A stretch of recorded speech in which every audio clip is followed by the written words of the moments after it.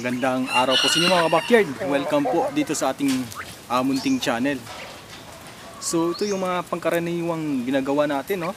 Yung pagpapakain ng manok, yung pagpapainom, pagbibigay sila ng mga vitamins. Yun yung mga pangkaraniwang ginagawa natin, no? Kapag may mga alaga tayong manok sa ating mga bakuran. So nakaka-enjoy naman yun, no? Relax naman tayo kapag nakikita natin yung mga manok natin na tumutuka, nagbibigay tayo ng pagkain sa kanila. Nakakatuwa po yun, tsaka nakaka-relax po. So ngayon po mga backyard ay bukod po sa pagpakain ng manok ay ang ini-enjoy din po natin dito ay yung pagkokolekta po ng mga itlog. So sa araw na po mga backyard ay pag-usapan na lang po natin ito kung kapag brown eggs po ba ay matatawag na po ba natin na organic egg. So tungkol po sa organic na mga itlog ang yung pag-uusapan po natin.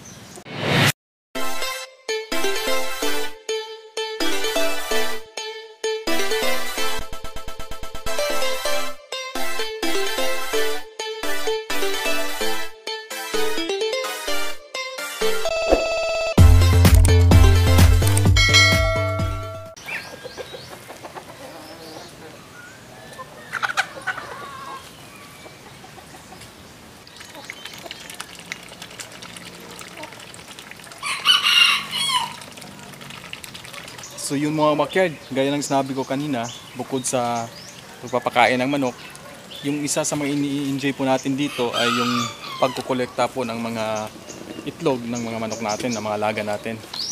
Samahan niyo po muna akong mangolekta ng mga itlog. Ito po.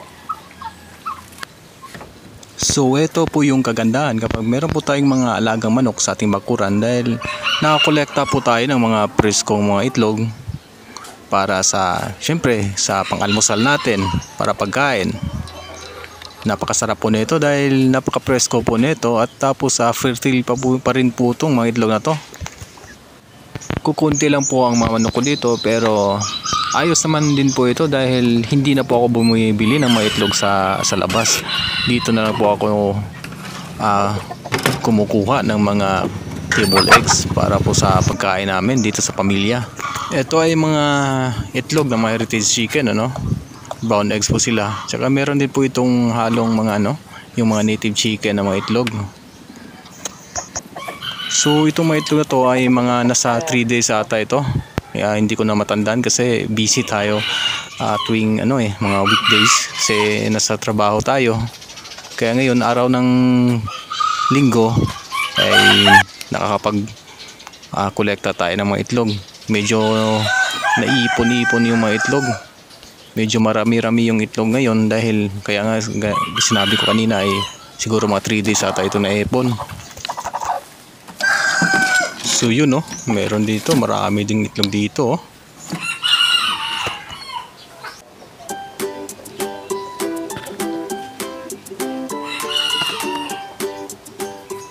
So yan mga backyard, ang init talaga ng panahon ngayon. So ano nga bang organic na itlog o paano nga ba natin masasabi na ito ay organic eggs? So kapag sinasabi po nating organic eggs o organic na mga itlog, dapat po yung mga laying hens na nagpo-produce ng mga itlog ay dapat wala silang nakakain ng mga synthetic na mga gamot, mga vitamins at mga patuka, walang mga commercial feeds. Dapat ang kinakain nila ay puro mga organic matters. Ang labas nun, kapag lumabas na yung mga itlog ay yun ang masasabi po natin na organic na eggs. So kung magtatanong po kayo, paano po yung brown eggs? Organic po ba yun? So actually hindi po yan nagmamatter sa kulay, dahil meron din pong mga organic na itlog na kulay puti. So kulay brown man yan o kulay puti, kung anumang kahit anong kulay ng itlog man yan, ay hindi po yan dyan nagbabase na organic yung itlog na yon. Kulay kasi ng mga itlog ay dahil po kasi yan sa mga iba't ibang breed ng manok, tulad po ng mga mga heritage chicken, yung mga Bicol brown, yun po ang mga nagbibigay ng mga brown eggs. Saka yung mga Americana, mga Blue Eager, nagbibigay sila ng mga green eggs, blue eggs. So depende po yan. Kaya iba-iba po yung kulay ng itlog. So parehas lang po yung itlog na yan, iba-iba lang po yung breed. So ang basihan po talaga, kaya ang sabi ko kanina, ang basihan po talaga ay kung ano po yung binibigay natin na pagkain sa mga laying hens tsaka sa rooster. Kung ano po yung binibigay natin na pagkain, ayun po ang magiging basihan kung organic nga ba yung itlog o hindi. Hindi pa rin po ganun kadali na sasabihin natin na organic po yung mga itlog natin, dahil kailangan pa po yung i-inspect ng gobyerno, ng ating gobyerno o itong Department of Agriculture. Kailangan pa po nilang i-check yung farm mo kung talaga nga bang sinusunod mo yung mga protocols, mga steps, mga procedures para makagawa ng mga organic na mga itlog. Kapag hindi ka pumasa doon, ay hindi ka pa rin matatawag na organic na yung farm mo o yung mga na-produce mo. Kapag may nakita silang hindi mo nasunod na mga protocols, kailangan mo nang ma-certify ng Department of Agriculture na talagang certified organic yung na-produce noon ng mga itlog. Hindi po ganun kadali yung mag-produce ng organic na mga itlog. Dito sa Pilipinas ay kukunti lang po sa mga farm na nagpo-produce ng ganong klaseng itlog, ng mga organic na itlog. Kapag ikaw ay nagbenta ng mga itlog tapos sinasabi mo na organic yung mga itlog mo, ibenta mo, pero wala kang naipakitang certificate galing sa Department of Agriculture, ay may parusa po yan sa batas. So mali po yung mag-declare ka na ikaw lang na organic po yung mga binibenta mo. Kung magtatanong po kayo, ka-backyard, paano po yung mga native chicken namin? Organic po ba yung masasabi nga po ba yung organic yung mga itlog na yun? So para po sa akin ay hindi po organic yung mga native chicken na mga itlog. Kasi po yung mga native chicken ay nakagagala po sila. So hindi po lahat ng nakakain nila ay purong organic, mga organic matter. So marami din po silang nakakain na mga hindi organic. Tulad ng mga baboy, di ba? Yung mga manok natin na native ay sumasali doon sa kinakain ng mga baboy natin, yung mga commercial feeds. So nakakain pa rin po sila ng mga hindi mga synthetic na mga feeds. So hindi pa rin po organic yung mga native chicken natin. Tulad din po ng yung mga kahit yung mga bigas, yung mga kanin, yung mga lumalabas sa mga tubo na mga kanin, yung pinaghugasan ng mga pinggan, yung lumalabas madalas po yung mga native chicken, andun po sila sa mga daluyan ng tubig, di ba? Merong mga bigas doon, mga kanin. So alam po natin yung proseso po ng mga pagtatanim po ng palay, gumagamit po sila ng mga synthetic na mga kimika, mga pataba, mga chemical, iba't ibang chemical po yung ginagamit, mga fertilizer.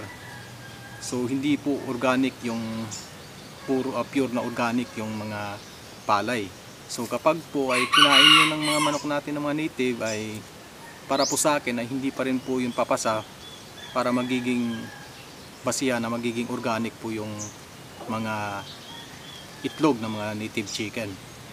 So ngayon ang tanong, ano nga ba ang tawag sa mga itlog ng mga native chicken? O katulad nito, mga free range chicken natin. So anong tawag sa mga itlog nila?